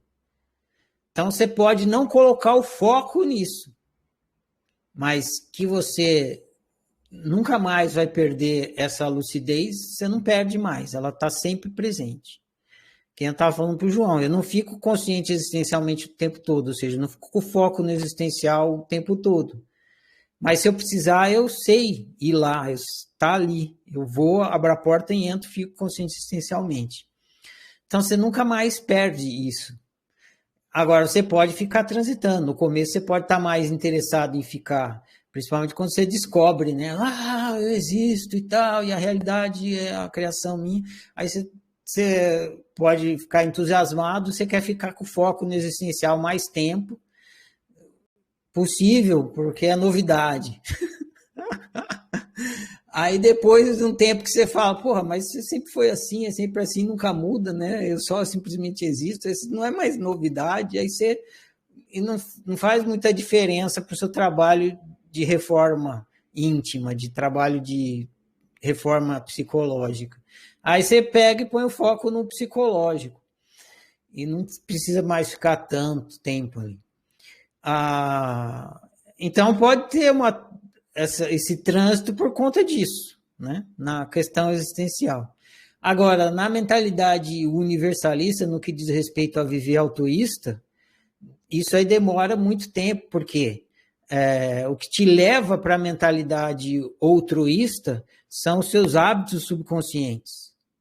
Então, se você não está em autoobservação, vendo os seus hábitos, as suas crenças subconscientes acontecendo e vindo te dar uma rasteira para você entrar na uniformidade, você toma a rasteira e entra na uniformidade. Então, nesse caso, aí sim, tem muita oscilação, porque você tenta ficar na universalidade, tenta viver em autorrealização, sendo você mesmo, mas você dá uma vacilada, o hábito vem, passa uma rasteira, você entra na uniformidade de novo, você entra. Mas toda vez que você cai, é oportunidade de estudo para você entender por que você entrou na uniformidade. O que foi que te pegou, de repente, desatento e fez você voltar para a uniformidade. Você vai aprofundando cada vez mais, então, cada tombo, quanto mais você cai, menos você cai. Cada tombo te ensina por que você caiu, então, quanto mais você cai, menos você cai. Esclareci? Respondi? Isso é muito evidente. O professor falou tudo. Nessa fase da universalidade é muito isso. Eu tenho vivido muito isso. Eu tenho a minha realidade, que eu construí, que eu decido viver aquilo ali, mas eu tenho um lado ainda muito altruísta que às vezes eu cedo em prol do outro ali e aí eu vou e levo uma rasteira. E aí toma um tombo ali, aí vem um sofrimento e fala, tá vendo? É isso aqui. Aí eu vou, reformulo a realidade e aí fica gravado aquilo ali. Preciso fazer desse jeito. A realidade precisa ser assim para que eu viva e tenha um bem viver melhor. É exatamente isso que acontece. É por isso que vem essa dúvida, porque eu volto lá na segunda montanha. Na primeira, realmente, é muito difícil chegar e viver lá a síndrome de Gabriela, como eu disse lá nos primeiros livros. Eu não vivo mais isso. Mas na segunda montanha eu me pego, às vezes, indo lá, voltando, tendo a questão, né, do ser, tirando o humano, aí depois eu volto no ser humano para fazer tudo de novo. Obrigado, professor. Fantástico. Valeu, Rui, grato pela pergunta. No começo, só acrescentando, a gente fica frustrado quando a gente cai no altruísmo, na uniformidade. Fala, pô, mas já sei sobre o altruísmo, já sei sobre a uniformidade, estou caindo aqui de novo, né? Aí a gente é rígido com a gente é muito rígido com a gente. Mas isso é no começo, depois a gente entende que essa cobrança que a gente tem com a gente também é altruísmo, porque é uma cobrança de perfeição. Né? Você tem que ser. Você não é um bom aluno, né? Uma cobrança de perfeição. Então, você não é um iluminado, porque você caiu na uniformidade. É uma autocobrança que a gente tem, que é um altruísmo também. Aí a gente percebe que a gente sai do equívoco pela porta da frente e cai no equívoco pela porta dos fundos, com essa autocobrança. Aí a gente, quando descobre isso, aí, quando a gente caiu, em vez de a gente ficar se lastimando que caiu, se chicoteando e tal, a gente usa de boa cair. Por que eu caí? Como que eu vim parar aqui? A gente começa a usar a queda como material de estudo para não cair na próxima opção, na próxima circunstância. Então, isso é muito normal. Professor, muito, muito bom. Só compartilhando uma situação que é vida, isso é vida, né? A autociência é vida. Professor, aí com esse último comentário, acabou de me ajudar a resolver uma situação a nível hard na minha semana. Obrigado aí mais uma vez. Dispõe. Vamos seguir aqui, então. Otávio, depois o Jorge, depois a Jéssica. Otávio, está liberado seu microfone.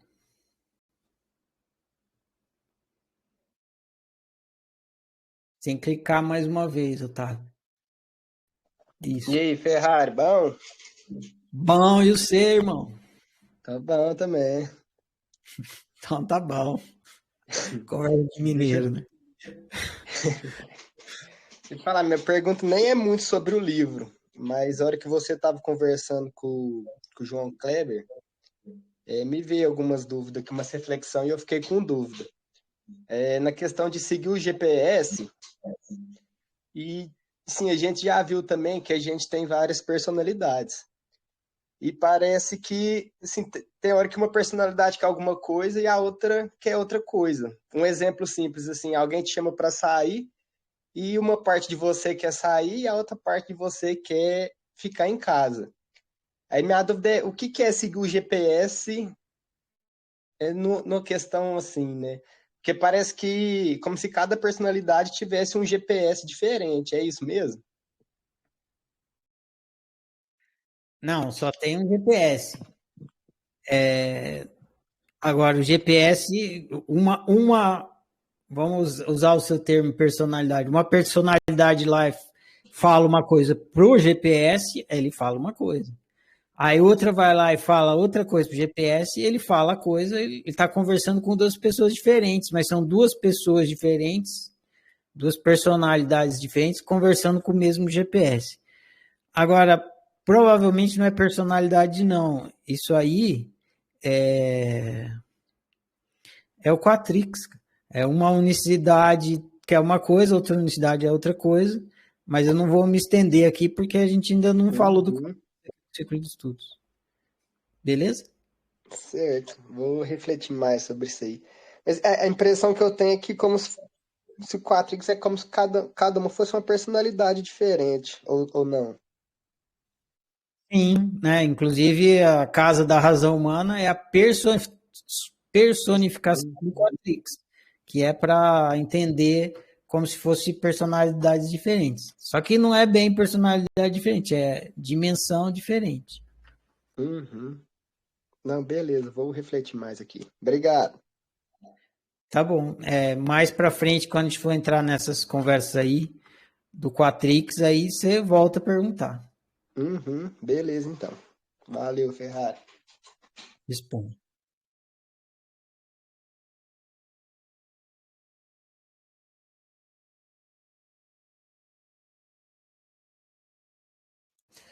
Jorge, se você ainda quiser falar, eu dou a vez para você. Levanta a mão de novo, por favor. Isso. E depois eu dou a vez para a Jéssica. Pronto, Jorge, está liberado. Boa noite. Jogo rápido. Eu fiz uma analogia na minha tarefa, não sei se você ouviu. E aí eu queria saber se eu posso continuar com ela ou se eu posso jogar fora. Foi a do Papai Noel. Você chegou a ouvir isso? Vi, mas refresca minha memória aí, por favor. Porque eu pensei da seguinte forma, o pensamento materialista, né, ele é meio inocente, ele é meio assim, acredita em tudo. E a gente, todo mundo, quem já acreditou em Papai Noel, né, tem essa fase de você achar que ele. Tem até um texto que você fala sobre isso, né? Como é difícil. Como é que se diz? Como é difícil legitimar o Papai Noel, né? Aí a criança pergunta, mas ele não passa pela chaminé? Não, mas aí você vai tentando justificar um negócio que fica cada vez mais complicado, né? E aí é isso, essa fase do materialismo é assim, né? Você acha que as coisas acontecem, que elas, né, tem todo uma magia e tal. E aí você descobre que ele não existe. Alguém fala, ou você descobre, sei lá. E aí você fica naquela, não existe, agora não quero mais saber e tal. Mas o fato é que depois de um tempo, passa a revolta, ele continua lá, né? Com as renas, com a árvore de Natal, com toda a mitologia por trás. Só que aí você continua vendo, continua sabendo que ele existe, mas de uma forma completamente diferente. Ele não tem aquele impacto que tinha antes.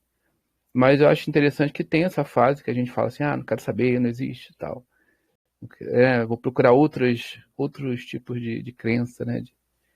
E, e é assim que a gente faz, né? E eu não sei se valeria, né? Porque eu vejo, às vezes, a gente olhando as questões de materialismo, de existencialismo dessa forma.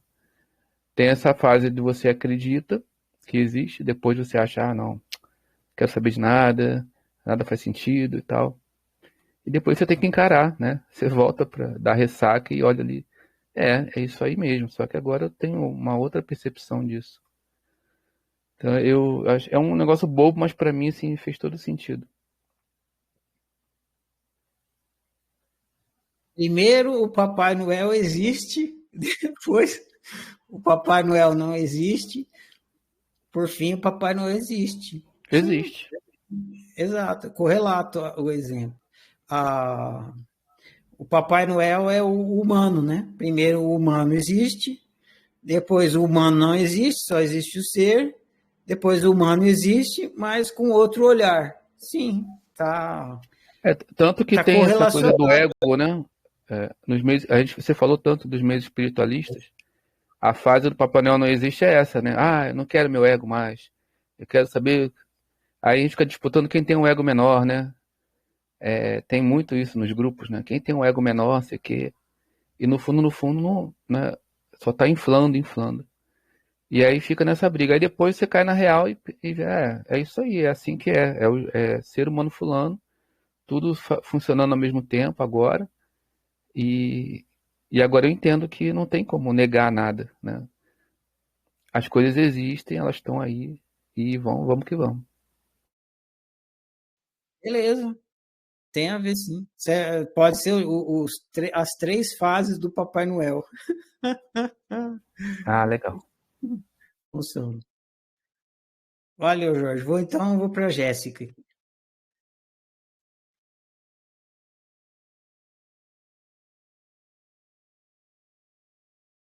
Jéssica, tá liberado.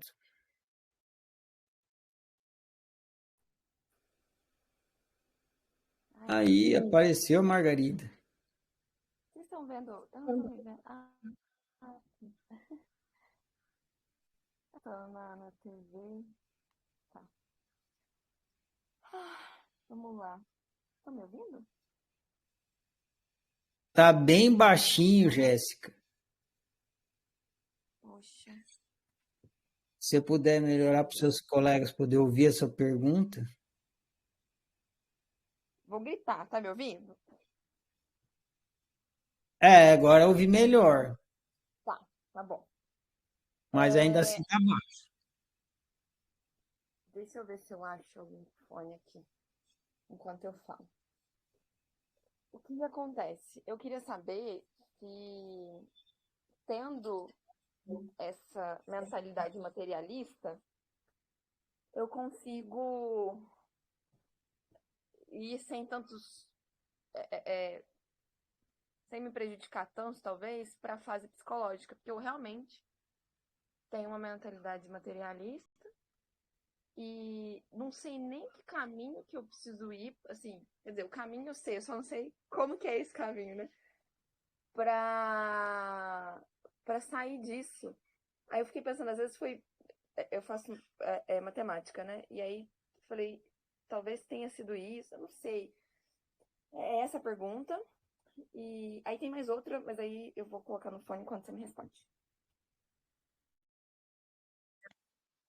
Sim, tranquilamente. Você, mesmo tendo uma mentalidade materialista, você vai se beneficiar da fase psicológica do ciclo de estudos.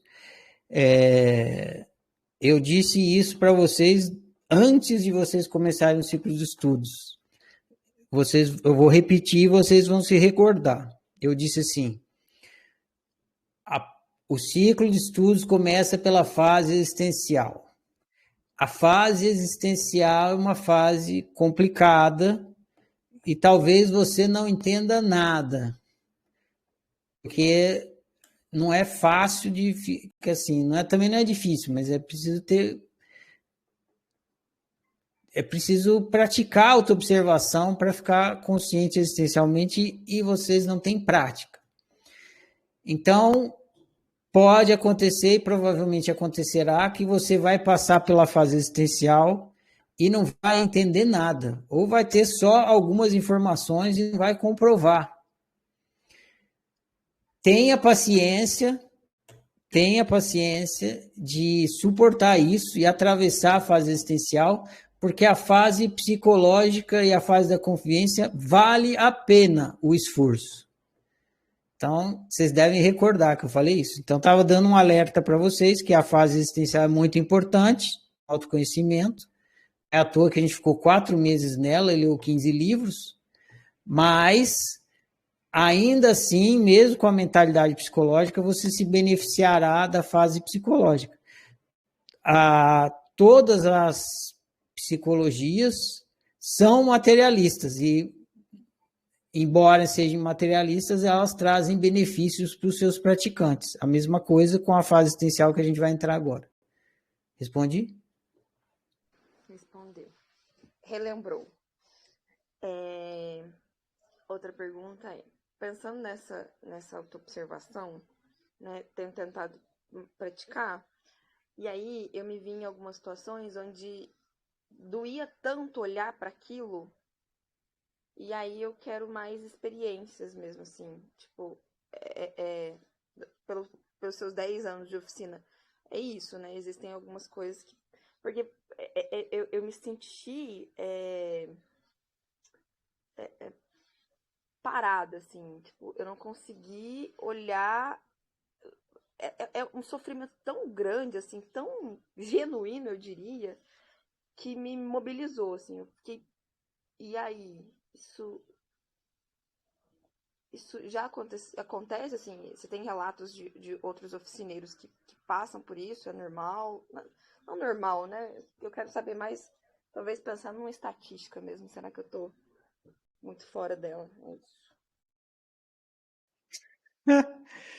A consciência está adormecida. Imagina quando você está na cama dormindo e você dorme 8 horas por dia e você está na cama e você ainda está na 4ª hora de sono. E vem alguém te acordar. É fácil você acordar? Não, é doloroso, né? A pessoa te chama, te cutuca, você não percebe. Ela tem que vir jogar um balde d'água em cima de você, te espetar a sua bunda para ver se você começa a acordar. E aí você sai lá do quinto dos infernos do sono que você tá, para vir assim, para começar a abrir o olho e falar, né?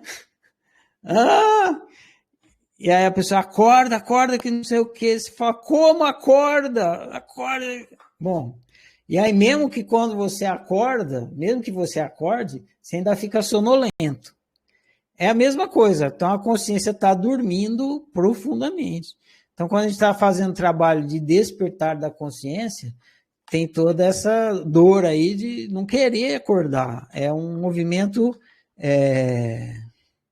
de você sair de um estado, como é que chama? Quando você está num estado assim, zona de conforto, quando você está num estado alienado. Não é alienado, quer dizer, é um estado que você acostumou, habitual. Você criou um hábito ali de ficar naquele estado adormecido. E aí, para você sair, para você transformar um hábito, é muito dolorido, dói. É muito mais fácil você fazer. Imagina que você vai o seu trabalho sempre usando a mesma rua. Você vai pela rua, vira direita, esquerda, lá e chega. Aí você muda de casa. Aí você vai ter que fazer outro trajeto. Vai ser difícil, vai ser complicado no começo. Porque você está acostumado com aquele trajeto. O carro quase que ia automático, você ia dirigindo que você nem percebia. Não, agora você tem que começar a pensar, não, essa rua é essa, será que é essa? Não sei o que. Tudo que sai do automático é doloroso. Então tem isso. Te dá um. Aí tem a consciência tem que despertar, ela tem que despertar para várias coisas. Ela tem que despertar existencialmente, o que é desagradável. E ela tem que despertar psicologicamente e pessoalmente. Também não é, tudo é despertar, tem que sair do sono profundo lá.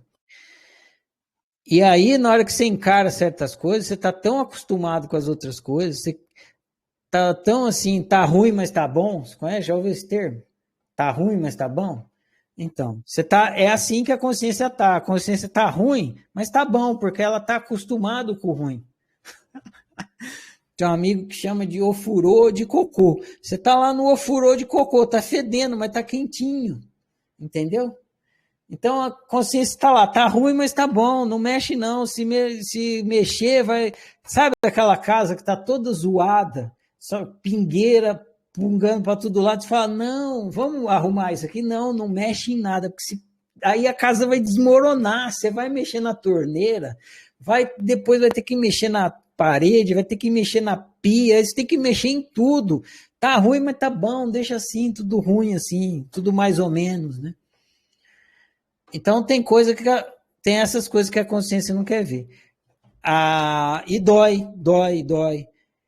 Então, eu vou dar outro exemplo. Você está com um dente que está doendo. Aí você tem que ir no dentista. Puta, vai doer, o dente está doendo, mas ele só dói quando você bebe coisa gelada, quando você come coisa quente, no outras partes do tempo tá bom, então tá ruim, mas tá bom, deixa o dente lá.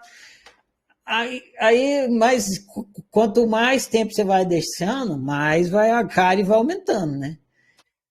Aí chega uma hora que aí você pensa, puta, vou no dentista, vou ter que mexer nesse dente, ela vai ter que fazer canal, vai doer demais. Não, tá ruim, mas tá bom, vai deixando.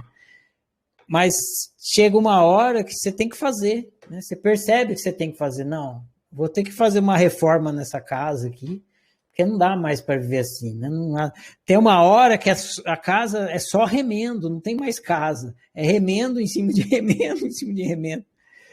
E aí você vai ter que entrar. E aí você tem que entrar nas coisas psicológicas que vão doer um pouquinho, mas se você tiver consciência de que vai doer pra caralho entrar, mas também, depois que resolver, nunca mais precisa mexer nisso. Entendeu? A torneira tá pingando. Puta, tem que trocar a borrachinha. Nossa, vou ter que trocar a borrachinha, vou ter que mexer num monte de coisa e tal. Mas chega um dia que você fala, não, vou fazer isso, vai dar um trabalhão do cão, mas também essa torneira vai ficar boa até a eternidade agora. Eu vou tratar desse dente, nunca mais vai me dar dor de cabeça. Então, é assim. Mas você estava falando, veio um exemplo que é legal de contar, porque é factual, aconteceu. Tinha um rapaz que ele participou do ciclo de estudos, ele não participa mais, mas toda vez que ele ia fazer a tarefa, ele vomitava. Ele lia o livro, passava mal, aí ia fazer a tarefa e vomitava. Por quê? Porque quando você tem que fazer a tarefa, você tem que falar o que está no livro. E quando ele falava, ele ficava consciente do que ele estava falando. E ele não queria ficar consciente. Então, ele tinha todo um fenômeno fisiológico de vômito, de reação para bloquear a consciência daquela coisa. Isso acontecia muito. Acontecia com ele toda a tarefa. isso ilustra, né? É o que acontece com a gente, na verdade, o tempo todo. A gente tem resistência à lucidez. A gente tem, eu estou olhando aqui para a câmera, tem resistência a ficar consciente. Porque a gente sabe que se a gente olhar, não vai dar mais para ignorar. E aí a gente vai ter que fazer alguma coisa a respeito, fazer alguma coisa a respeito da trabalho. Então a gente tem preguiça. Então é melhor ficar ruim, mas tá bom. Mas a hora que a gente entende que ficar ruim, mas tá bom, não é bom, é muito melhor ficar bom, aí a gente aceita a trabalheira de ter que ir lá, olhar, ver, entender o que está acontecendo e resolver a questão. Respondi? Respondeu, e aí, então, peraí. Tá doendo, tô mexendo lá e igual a outra pergunta que eu fiz no outro encontro, é tipo assim, porque eu fico perdida assim, eu tô sofrendo, tá sofrendo. Tem umas vezes que eu consigo identificar que eu tô sofrendo lá. Mas tem hora que eu não sei pra onde ir. Eu vou entrar em coisas muito pessoais, assim, não cabe, mas tipo assim, parece que eu tô. Tá, eu tô vomitando toda vez que eu escrevo, que eu falo da tarefa. E aí, acabei de ver que eu tô vomitando. E agora? O fato de eu ver que eu tô vomitando não vai me fazer parar de vomitar.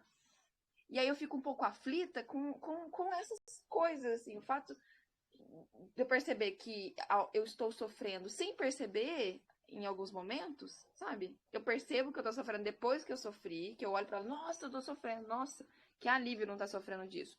Ou quando tá doendo muito uma coisa e eu não sei o que fazer, tá doendo. Aí eu olho e eu falo, tá, e aí eu faço o quê? Tô só vendo a dor, tô sentindo e não tenho, não vai.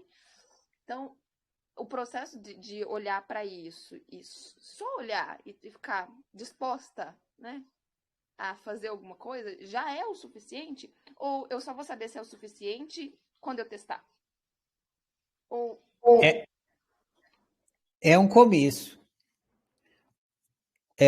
Se você, vamos supor que você não fosse aluna da oficina e você não fosse receber as explicações que você vai receber a partir de amanhã. Aí você teria que ficar olhando por conta própria, sem nenhuma ajuda, até ter o meu eureka de entender o que está acontecendo. Isso foi o que eu fiz. Não tinha o Ferrari para me falar assim, Ferrari, o que está acontecendo aí é isso, isso, aquilo. Não tinha. Eu tive que ficar olhando e me perguntando o que está acontecendo, por que está acontecendo. Então, eu estou te contando isso para você entender que sim, a resposta à sua pergunta é sim. Só por observar, você vai chegar ao entendimento, esclarecimento e vai lidar bem com a coisa, porque foi o que eu fiz. Eu parei, fiquei olhando e até entender. E aí a resposta para onde você vai, né? Que já é uma resposta que é o Ferrari te dando, não teve Ferrari para me explicar isso. E aí eu tive que descobrir, agora eu compartilho, é assim, você tem que... Para onde que eu vou quando eu estou sofrendo? Você vai para dentro do sofrimento. Entendeu? Esse é o caminho, você tem que caminhar para dentro do sofrimento. O que geralmente a gente faz é o oposto, a gente caminha para o lado oposto, sofrimento para cá, a gente vai para lá. Por isso que não resolve. Então, agora na fase psicológica, cada vez mais vocês vão ver eu explicando isso e falando disso. Você tem, para resolver o seu sofrimento, você tem que caminhar para dentro dele até o fim dele. É como se fosse um buraco de minhoca que os caras falam. Você tem que entrar dentro dele até o fim. Na hora que você sai dele, aí ele se resolve porque você atravessou ele inteiro. Essa é a resposta curta. Agora, uma vez que você é aluna da oficina, você não tem como...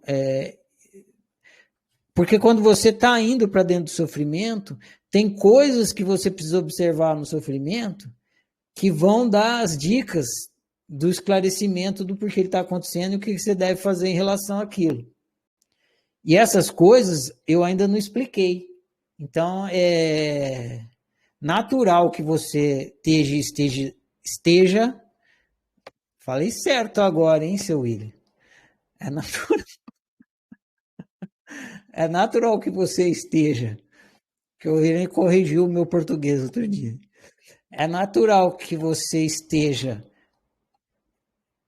sofrendo e não sabendo o que fazer com o sofrimento, porque você ainda não recebeu as explicações sobre as características psicológicas da natureza humana, para quando você estiver dentro do sofrimento, você entender o que ele está fazendo ali. A partir de agora, você vai receber. Então, vai facilitar cada vez mais, vai ficar mais fácil essa caminhada para dentro do sofrimento e a análise que você vai fazer ali para poder resolver, porque o sofrimento ele vem porque está faltando algum autoconhecimento para você. Então você entra dentro dele, você caminha rumo a ele para que você possa produzir esse autoconhecimento. Aí na hora que você produziu, pronto, aí você vai lidar bem com a coisa, porque o autoconhecimento que faltava foi produzido, porque o sofrimento surgiu para que você produzisse, entendeu? Então, cada vez mais a oficina vai te entregar ferramentas para você produzir esse autoconhecimento que a gente deve produzir quando está passando por uma situação de sofrimento. Beleza? Beleza. Obrigada. É isso, entendi. E já percebi que eu tenho um monte de monstros de estimação. Obrigada. Tchau, tchau. Todos nós. Não é porque eu estou aqui praticando há muito tempo que eu ainda não tenho esses. Tenho.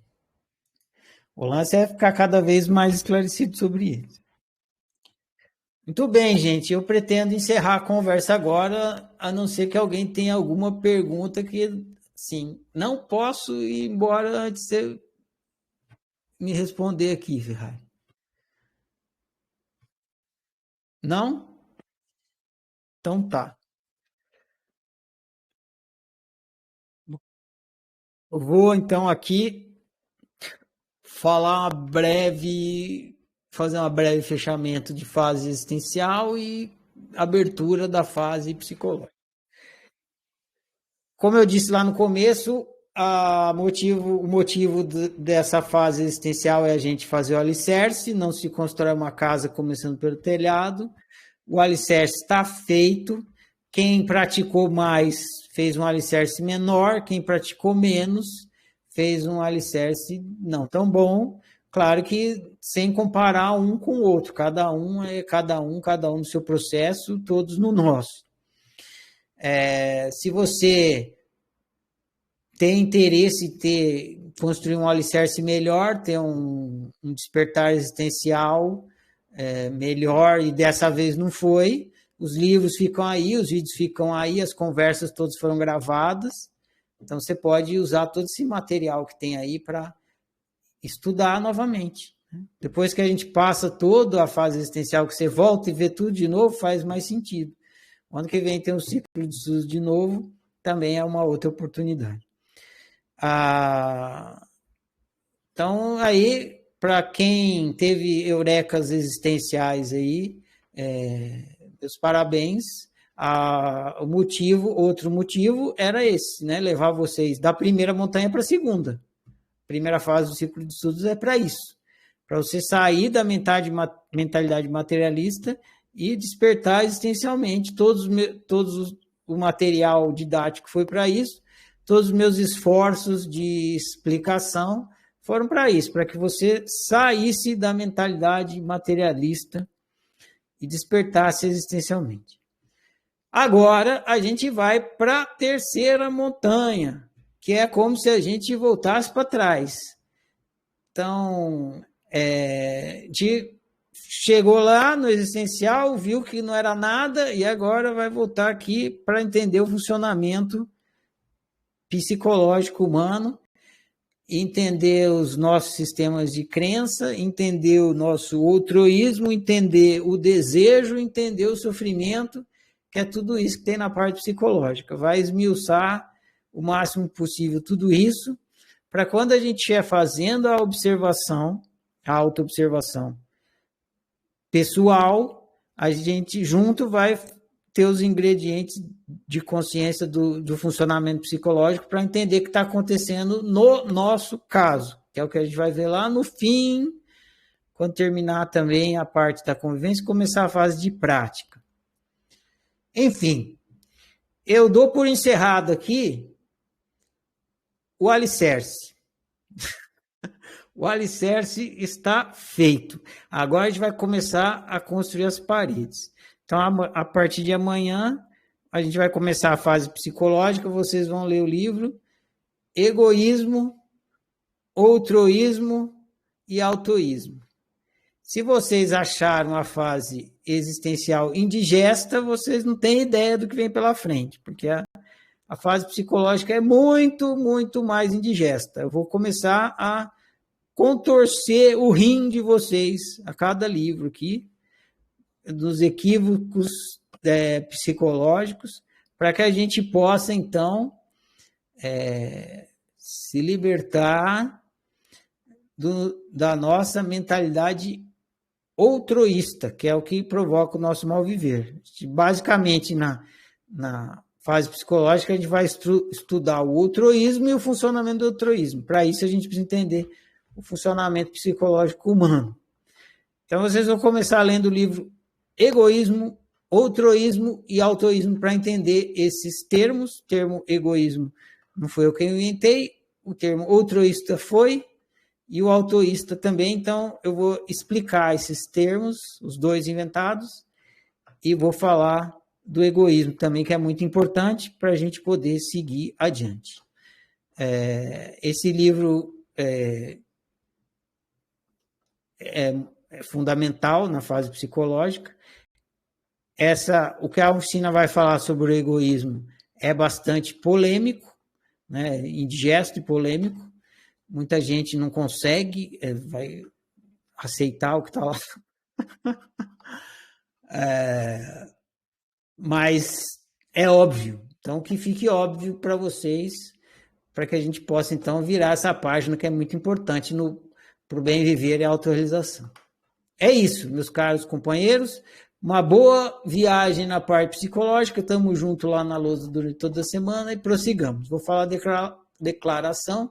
Fica encerrada esse chat de hoje. Eu honro e celebro eu honro e celebro você, eu honro e celebro nós. Eu honro e celebro a minha diferença, eu honro e celebro a sua diferença, eu honro e celebro a nossa diferença. Eu sou outro você, você é outro eu. Nós somos todos e cada um. Por isso, toda forma de exclusão, desrespeito que em mim chega, de mim não passa. Eu sou por minha unicidade, eu sou por sua unicidade, eu sou por nossa unicidade. Que o meu viver confirme as minhas palavras. E assim seja. Bom demais, gente. Prossigamos.